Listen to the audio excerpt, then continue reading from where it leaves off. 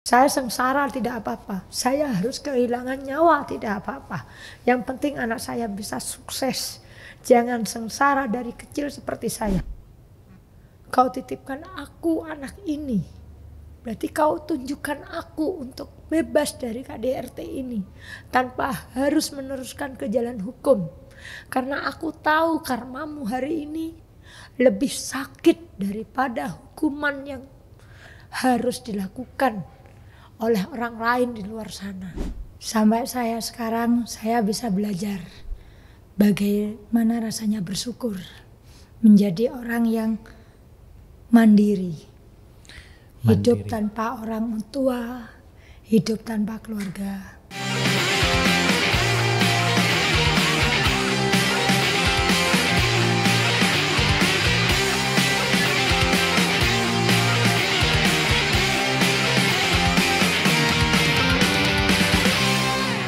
Assalamualaikum warahmatullahi wabarakatuh.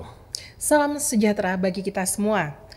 Pemirsa, perjuangan seorang ibu merawat putra semata wayangnya dan berjuang untuk bertahan hidup dengan menjajakan jualannya berjalan kaki di sepanjang jalan kota Jember akan kami angkat kisahnya kali ini. Dalam program acara podcast Sudut Pandang, saatnya bercerita. Dan pemirsa, beberapa waktu lalu tim podcast Sudut Pandang telah menyusuri kota Jember dan menginvestigasi keberadaan sosok ibu hebat yang satu ini. Dan kita akan kupas tuntas dan kita akan saksikan, ini dia video tayangan investigasi tim Sudut Pandang. Baik pemirsa, kali ini bersama saya Vidi. Bersama saya Gea. Dan kali ini kita akan mencoba untuk melakukan penelusuran untuk narasumber kita di podcast Sudut Pandang kali ini. Dan informasinya beliau ini adalah ibu rumah tangga yang merupakan korban KDRT. Ya, dan sosok ibu rumah tangga ini bernama Ibu Ainun yang memiliki anak berusia 4 tahun bernama Rizky. Nah, Rizky ini, Vidi, diajak berjualan berjalan kaki di ruas-ruas jalan di Jember, seperti di Jalan Jawa, kemudian juga di lingkungan sekitar RRI. Kita ingin memotret seperti apa perjuangan dari Ibu Ainun membesarkan anaknya Rizky di tengah kemiskinan.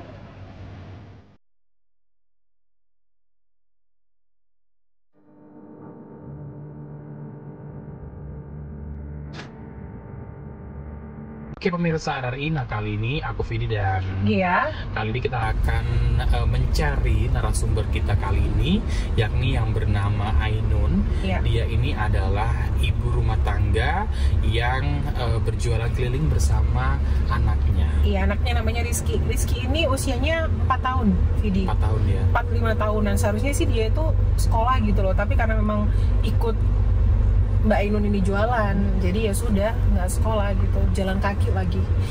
Ini biasanya ada di jalan-jalan sekitar sini sih, di Gunung Batu, kemudian di Area Jalan Jawa kampus ya, juga. seperti itu. Nah, ini masih belum kita ketahui Ainun ini di mana. Namun kita terus mencari sambil nanti mendapatkan informasi dari informan, karena tim podcast Sudut Pandang juga sedang berpencar untuk mencari posisi di mana Ainun saat ini. Pokoknya harus dapat, benar-benar harus dapat, soalnya kita ingin tahu gitu loh bagaimana Mbak Ainun ini benar-benar berusaha untuk menghidupi anaknya. Jadi awalnya Survive, sih, ya? Iya, awalnya sih kayak kita emang kenalan gitu ya, nggak sengaja ketemu di jalan pas Mbak Ainun ini jualan, dan kita memang punya keinginan mengangkat ceritanya Mbak Ainun ini, tapi kita juga kebingungan ya karena nggak sempat minta kontaknya. Betul waktu itu. sekali. Kita mencari sekarang.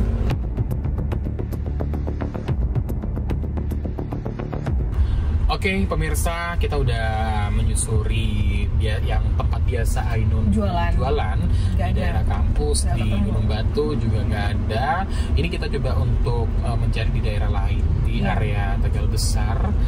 Kita masih di Bukit Remai. Nah pemirsa, kita juga ada beberapa titik tim dari podcast Sudut Pandang yang sudah tersebar. Coba kita untuk menghubungi tim dulu, apakah ada hasil dari mereka. Iya, karena memang kalau kita tahu Mbak Ainun ini ternyata jualannya jauh-jauh dan jalan kaki. Ini juga kita nyebar beberapa rekan-rekan dari podcast Sudut Pandang supaya mempermudah kita gitu. Seharusnya waktu itu kita minta nomor telepon. Harusnya, sehingga nanti kita bisa ajak Ainun untuk podcast ya. Iya. Semoga berhasil. Iya. Ini masih nggak diangkat juga, kayaknya teman-teman juga masih mencari ya.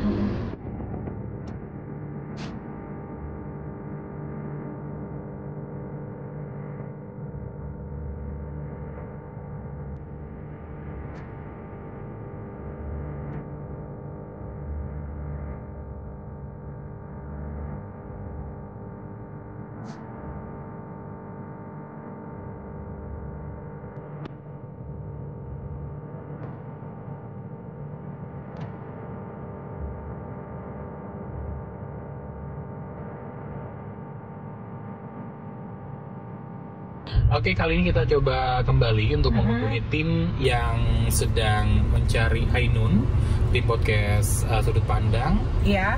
Dan semoga ada hasil ya. Iya, iya. Oke. Ini aku coba telepon lagi ya.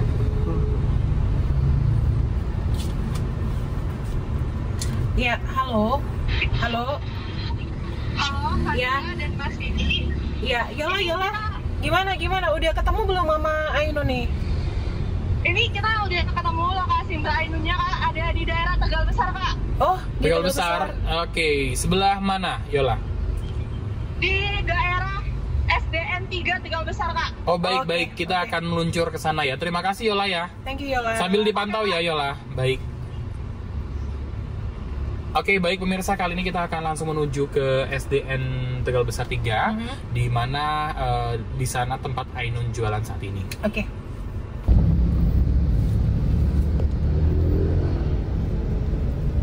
Itu tuh Ainun tuh. Oh, itu Iya, juga ya? itu. Iya, itu sama Rizky tuh. Udah di situ. Oh, oke, baik Yuk. pemirsa, kita akan langsung menuju ke Ainun dan alhamdulillah ya kali ini kita akhirnya Sudah ketemu.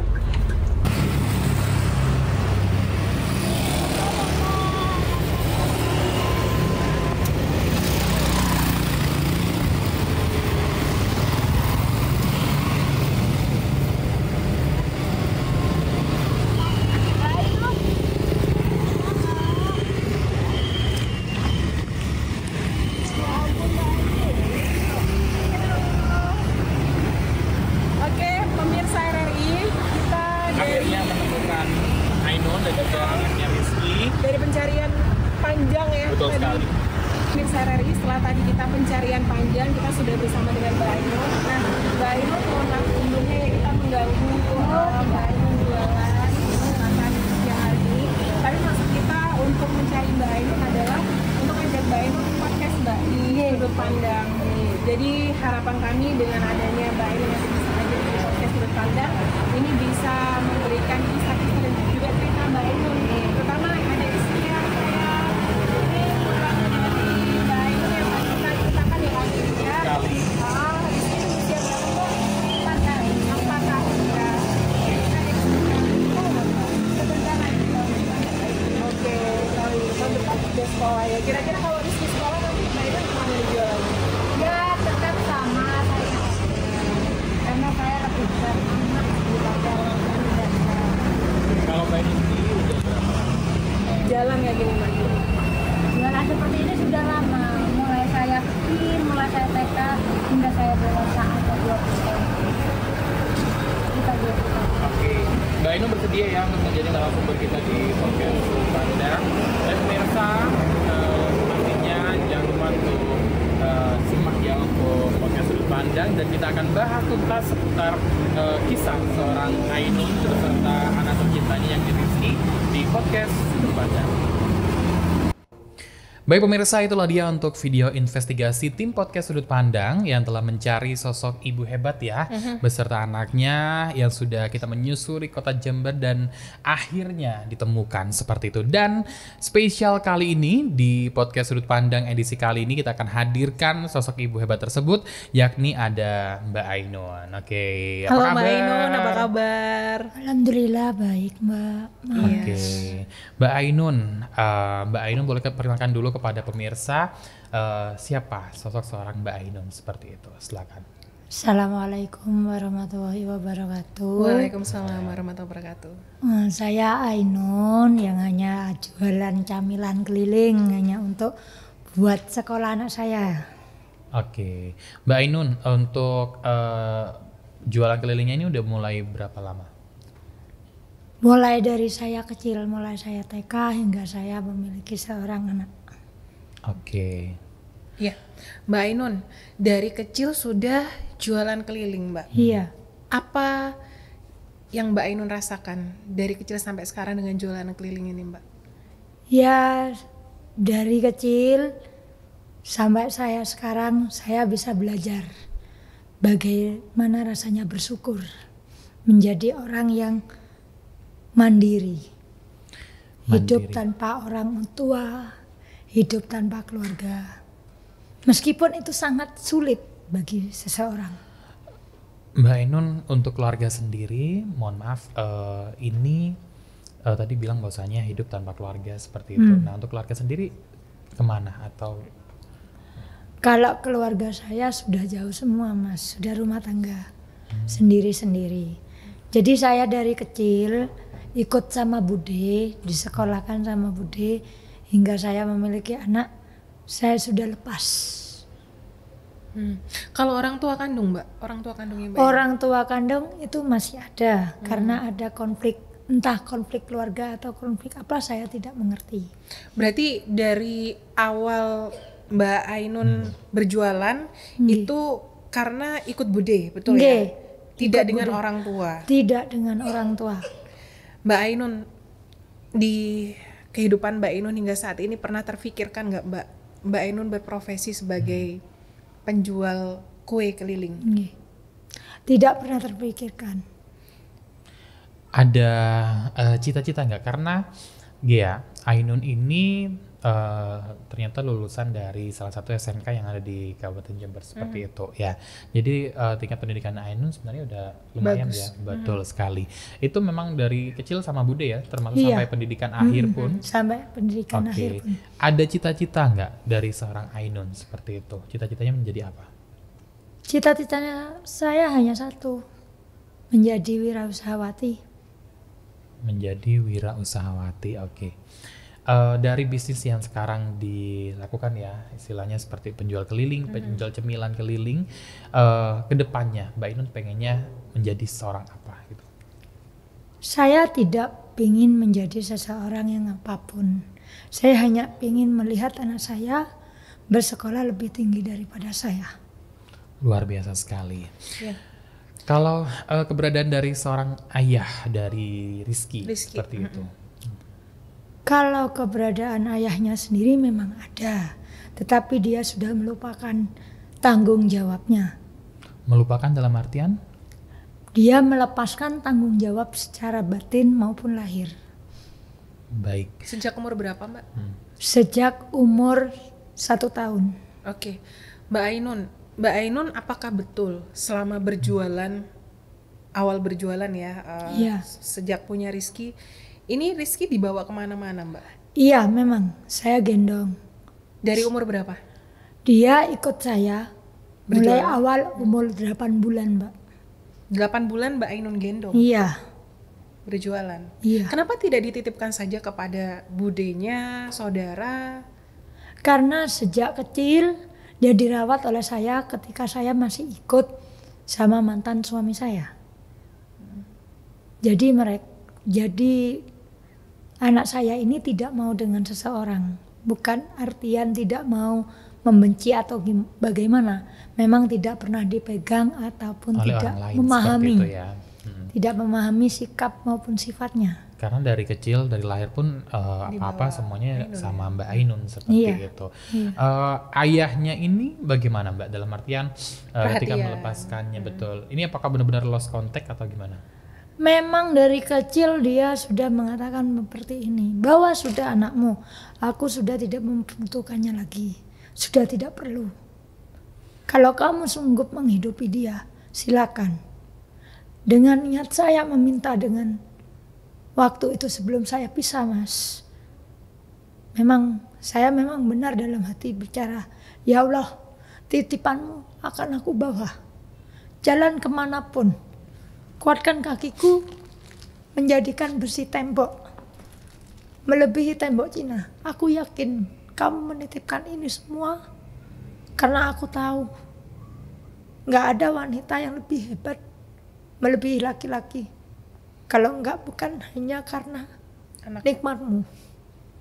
Nikmatmu yang lebih besar daripada kehidupanku. Aku hanya meminta kehidupan satu.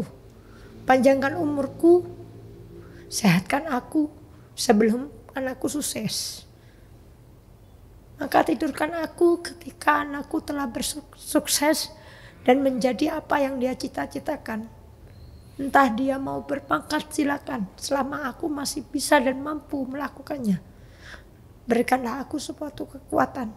Sehat, bersyukur, kuatkan sabarku. Ikhlaskan aku menjalani kehidupanmu. Meskipun aku harus dicela, dicaci, diremehkan, dicemooh banyak orang dengan statusku. Aku ikhlas, ya Allah. Aku ridho karenamu. Lillahi ta'ala aku ucap hari ini. Aku selalu mengatakan seperti itu, Mas. Oke, dan beberapa waktu tim Sudut Pandang juga sempat menginvestigasi dan bertanya kepada Mbak Ainun, dan ternyata di situ mohon izin Mbak Ainun, Mbak Ainun ini juga adalah korban dari KDRT ya?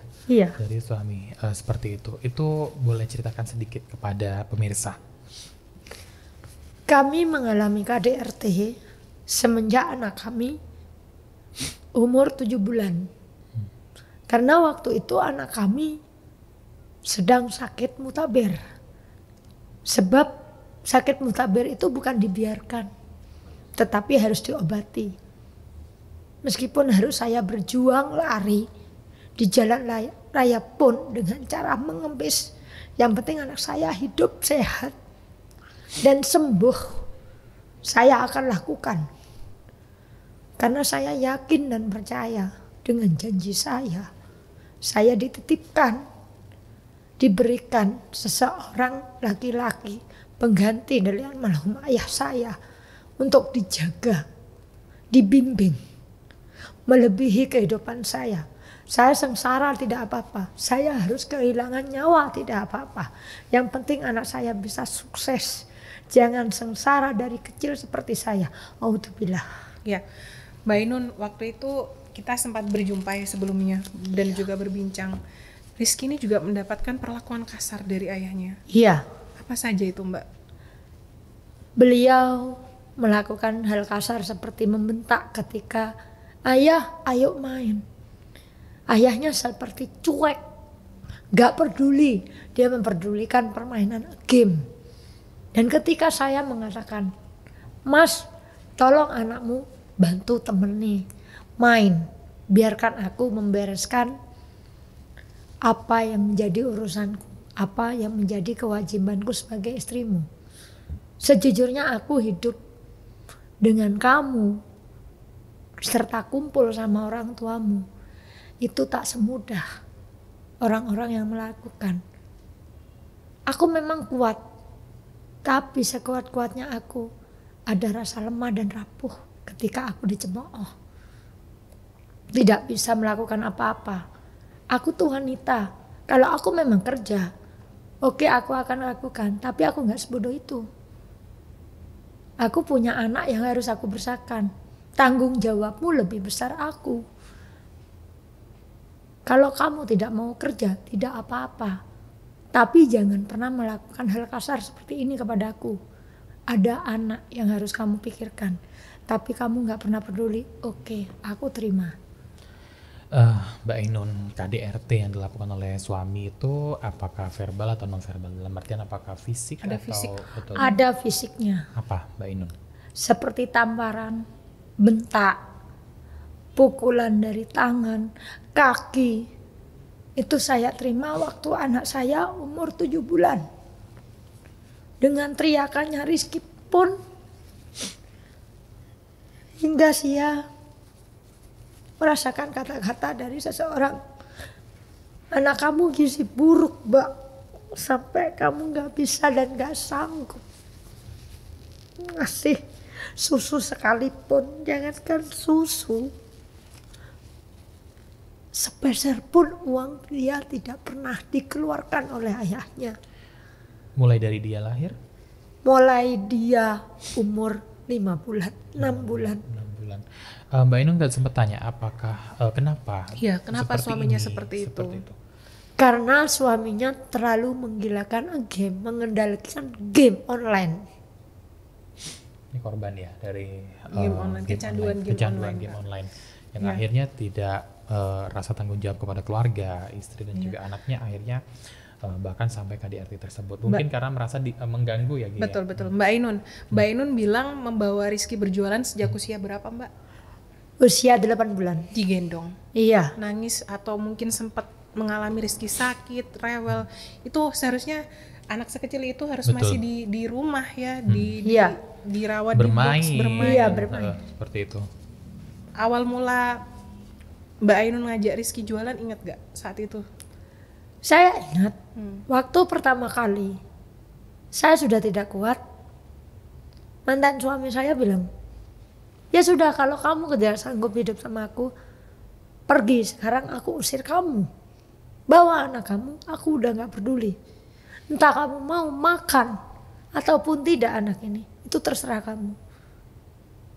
Saya berjalan dari rumah Jenggawah ke Mangli. Alhamdulillah ada orang yang sangat baik sekali sama kami, memberikan tumpangan. Ayo Mbak, kita pulang, saya antar pulang. Kemana saudaramu? Awal pertama kali kami diusir, untuk pertama kalinya itu diusir. Kami diusir udah berkali-kali Mbak.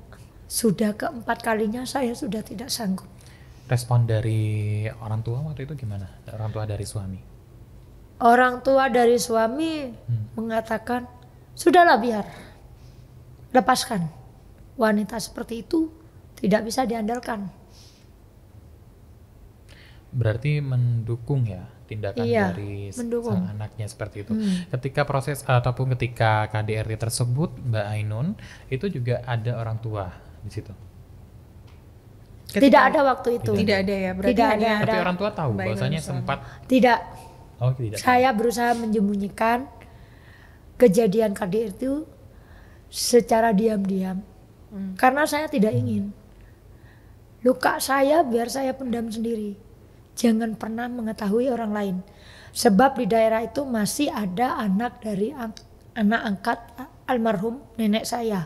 Menjaga lah Kak Vidya. Menjaga. Jaga ya, nama oke. baik. Ketika Rizky masih kecil, masih ada ayahnya seperti itu, Mbak Ainun tetap jualan keliling, gimana? Tidak. Mbak Ainun, apa yang akhirnya pada satu titik Mbak Ainun harus keluar berjualan, dan itu barang dagangannya siapa, dan mau tidak mau harus untuk Rizky, itu kapan Mbak? Itu dari awal kami diusir keempat kalinya tanpa memegang uang sepeser pun. Keempat kalinya bahkan ya, dan tanpa memegang uang sepeser pun. Di pandangan Mbak Ainun waktu itu, harus kemana saya seperti itu? Ya pasti. Yang akhirnya yang dilakukan Mbak Ainun lari kemana saat Saat diusir. baru keluar dari rumah itu? Saya lari ke rumah bude saya dengan keadaan lemas gemetar. Waktu itu mereka marah sama saya. Sampean marah sama saya, bude, nggak apa-apa. Saya tidur di jembatan, saya ikhlas. Yang membuat saya tidak ikhlas adalah anak saya. Saya tidak apa-apa tidur di jembatan. Jangankan anak. Saya tidak. Saya akan usahakan itu. Setelah saya bicarakan sama keluarga, saya keluar dalam keadaan saya emosi. Dan alhamdulillah ada orang yang baik banget sama saya waktu itu. Dengan keadaan sulit, jauh sulit apapun saya. Sebutuh apapun saya masih ingat satu kata-kata. Seorang kakek-kakek yang membantu saya waktu itu. Yang mengantarkan pulang. Nak, gak apa-apa kamu, gak punya uang sepeser pun nak. Bacalah sholawat itu. Sholawat Jibril, kamu baca, suatu saat kamu akan dibantu seseorang. dalam keadaan 15 menit baru datang dari rumah. Entah itu dalam keadaan bermimpi atau tidur, saya tidak tahu Mas Mbak. Tiba-tiba saya didatengin seorang laki-laki baik. Saya lupa namanya. Dia memberikan uang kepada saya dan mengatakan, "Mbak, ini buat modal, buat kamu jualan." Di situ saya langsung membeli, pergi ke suatu pasar yang jual camilan, beli 1 bal, saya bungkusin sendiri. Di situ saya paginya berjualan keliling kampung. Padahal tidak mengenal orang itu ya sebelumnya? Tidak mengenal sama sekali. Ini suatu keajaiban yang begitu luar biasa ya. Waktu itu berapa modal yang diberikan, Mbak? Modal waktu itu yang diberikan adalah 40.000. Luar biasa ya. Ya, Kak, ya. Yang tidak mengerti, tidak mengenal juga ya siapa orang itu, tiba-tiba ternyata akhirnya menghampiri Mbak Ainun dan juga untuk akhirnya mendapatkan modal itu. Karena uang sepeser pun juga dia tidak ada seperti itu. Bahkan baju dan lain-lain juga tidak memiliki sama sekali. Mbak Ainun sempat terbersit nggak dengan kondisi yang sudah terpuruk, tidak ada rumah, tempat bernaung? Aku mengemis saja barangkali. Jalan pintasnya ke sana. Ada nggak kepikiran ke sana, Mbak? Memang ada, tetapi saya langsung hapus kepikiran saya, langsung bilang, "Ya Allah, ketika saya nanti mengemis, saya malu. Karena almarhum ayah saya adalah penjual keliling, penjual helm di depan SMA 1. Kalau saya mengemis, berarti saya merusak nama ayah saya, merusak nama keluarga saya. Berikan jalan ya Allah. Serapuh saya, serapuh hati saya, sepatah hati saya. Berikan jalan ya Allah. Karena aku yakin ini semua keajaibanmu, jawabanmu di saat hidup saya sengsara bersama dia. Mungkin ini jalanmu, ini petunjuk terakhirmu untuk hidup sendiri, menghidupi titipanmu sekarang." Nah, kemudian Mbak Ainun, dari pilihan yang sudah Mbak Ainun lakukan, berjualan kan ya?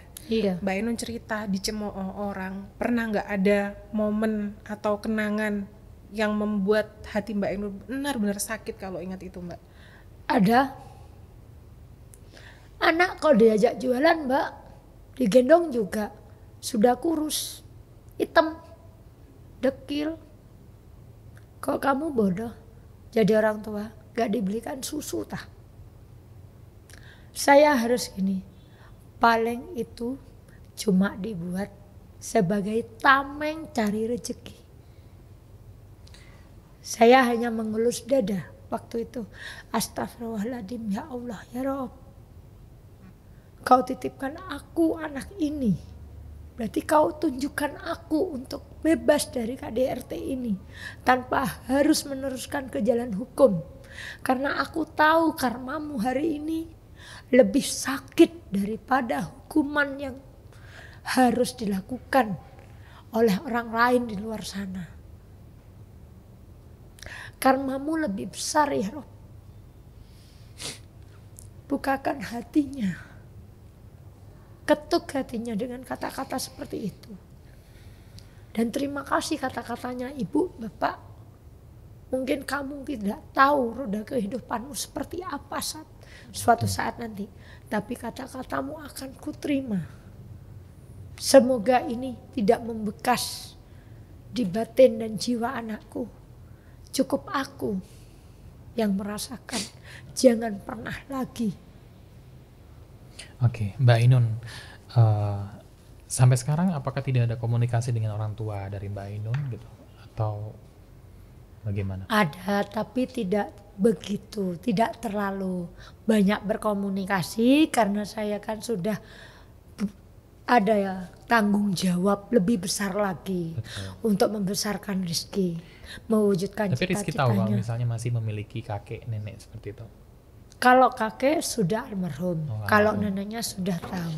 Oke, Kak Vidi mungkin kita bisa panggil Rizky ke sini. Boleh. Supaya pemirsa YouTube RRI Jember juga tahu Rizky seperti apa. Betul, mungkin Oke, juga silakan untuk tim. saran ya untuk putra ya dari Mbak Ainun, Rizky ini yang selalu bersama ya, menemani ibu tercintanya seperti itu. Oke, ini anak yang lucu sekali ya, ya. Masih berusia 4 tahun, Kak. Betul. Berarti sebentar lagi sekolah. Sini sayang, halo. Salim dulu. Salim dulu nak, sini nak. Oke. Oh, pinternya. Sama omnya. Sama om, salim nak. Omnya. Oke, baik. Ini adalah Rizky, boleh sebelah sini. Rizky, oke. Rizky usianya berapa nak? 4 ya mana? Malu dia ya, oke. Ini anak yang hebat ya, dimana pemirsa Rizky ini selalu diajak ini ya Mbak keliling Ainun ya, jualan, betul keliling. sekali. Mbak Ainun, kalau dengan teman-temannya ini seperti apa? Mungkin ada teman sekitar, bermain betul, gitu. bermain gitu. Ya tidak masalah, tapi dia selalu bilang, jika saya bermain ibu mau jualan sama siapa? Siapa yang bantuin Dewasa ibu? sekali ya, luar biasa. Saya ndak mau biarin ibu sendiri. Ndak apa-apa ya Rizky tetap ikut kalau Rizky sekolah. Gak apa-apa nak, yang penting gak ganggu sekolahmu. Oke. Rizky sayang nggak sama ibu? Saya nggak sama ibu. Sayang sama ibu. Oh. Ini luar biasa sekali ya. Mbak Ainun, kalau Mbak Ainun sendiri apa namanya untuk Rizky ini kira-kira nanti pengennya jadi apa besar, gitu, pengen kalau jadi sudah apa, besar? Mbak? Dia selalu bilang, ibu saya pingin jadi Pak Polmil. Aku karena selama ibu mampu, kuat, dipanjangkan umurnya ibu sampai kamu jadi pangkat. Buatlah ayahmu menangis nak. Menangis memohon sama ibu menyanyiakan kamu. Ibu tidak apa-apa nak, disia-siakan dari kecil oleh keluarga ibu sendiri. Tapi jangan kamu, tapi Allah berkata lain. Nasib sama seperti saya. Saya ikhlas ya Rob. Yang penting saya tidak akan pernah berjanji. Tetapi saya berusaha.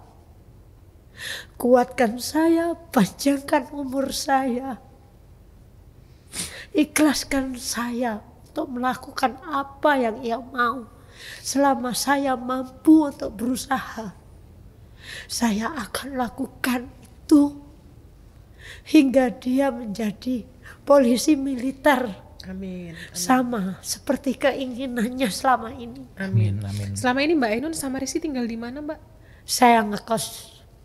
Ngekos. Iya. Jadi memang survive banget ya, dalam artian memang udah istilahnya Tidak mengandalkan keluarga gitu. Seperti itu. Berdikari ya. Betul. Jadi Mbak Ainun dan Rizky ini adalah kekuatan yang satu-satunya ya yang Mbak Ainun miliki saat ini seperti itu. Mbak Ainun, sebelum nanti kita closing ya, pastinya mungkin ada pesan kepada pemirsa juga, motivasi juga agar bisa menjalani kehidupan ini dengan begitu luar biasa seperti itu, dan pastinya agar kita tidak mudah rapuh ya Gia, agar kita tidak mudah rapuh, Harus kuat, survive. Dan kalau saya melihat Mbak Ainun ini orangnya yang bersyukur dan sangat tenang sekali, bijak sekali seperti itu dikala kehidupan yang menerpa dia seperti itu. Silakan Mbak Ainun. Buat para single mom, teman-teman saya, jangan pernah malu menjadi wanita yang hebat. Kalian dititipkan seorang anak-anak yang hebat, jangan pernah mengeluh. Kalian percaya, kalian harus bisa dan mampu menghidupi anak-anak kalian sendiri. Tanpa adanya sosok suami, kalian bisa membesarkan. Sebab kalian adalah orang-orang yang dititipkan oleh Allah untuk menjaga, mendidik, melindungi, meskipun nyawa taruhannya. Sampai kapanpun kalian jangan menyerah. Jangan pernah kalian menganggap aku wanita bodoh, wanita tolol yang tidak bisa membahagiakan anak. Kalian bisa, kalian mampu dengan satu kata. Aku wanita mandiri, aku wanita hebat, Aku wanita kuat. Anakku adalah kunci utama kebahagiaanku. Kekuatanku ada di anak. Kesusahanku gara-gara tangan dan darahku yang harus aku perjuangkan hingga aku tutup usia. Semangat para wanita hebat. Luar biasa sekali Mbak Ainun. Luar biasa sekali. Aku pengen Rizky dong ngomong dikit coba. Rizky sayang ibu gitu coba. Ibu. Sini nak. Bilang Dikit. Rizky. Sayang. yang keras nak. Sayang. Malu ya. Sayang ibu coba. Sini nak. Sama ibu. Oke, baik, luar biasa sekali podcast kita kali ini. Memang ya Rizky, di sayang sudut pandang ibu. kali ini Iya, kita memang membahas tentang ekonomi ya, kemudian juga yang pastinya terkait dengan investasi dan lain sebagainya yang mungkin di luaran sana tidak dibahas dan kita harus memang mengangkat dan kita harus mencari sudut pandang yang berbeda. Betul. Sehingga di sini kita bisa mengambil hikmahnya, mengambil apa yang bisa kita petik untuk ketika menyimak dan juga menyaksikan podcast Sudut Pandang. Iya, dan tentunya kami juga mengundang Anda pendengar pemirsa RRI untuk juga bisa bergabung di podcast Sudut Pandang. Apabila ada kisah-kisah inspiratif dari orang sekitar Anda, silakan Anda langsung bisa menghubungi RRI Jember. Betul, dan yang pastinya terima kasih Mbak Ainun yang sudah bersedia untuk menjadi narasumber kita untuk di podcast kali ini. Dan yang pastinya apapun yang menerpa kita dalam kehidupan, tetaplah kita bisa mengambil hikmahnya, tetap kita harus menjalani, mensyukuri apa yang ada dalam kita sehingga nanti kita akan bisa menjadi orang yang lebih baik lagi. Apapun cita-cita kalian yang ada di rumah dan sebagainya, untuk pemirsa yang pastinya kita harus bisa untuk berusaha untuk mengejarnya seperti itu. Ambil hikmah yang ada dalam kehidupan kita sehingga kita akan menjadi orang yang lebih bijaksana lagi. Terima kasih. Saya Vidi. Saya Geri Bora. Sampai jumpa di podcast Sudut Pandang berikutnya. Wassalamualaikum warahmatullahi wabarakatuh.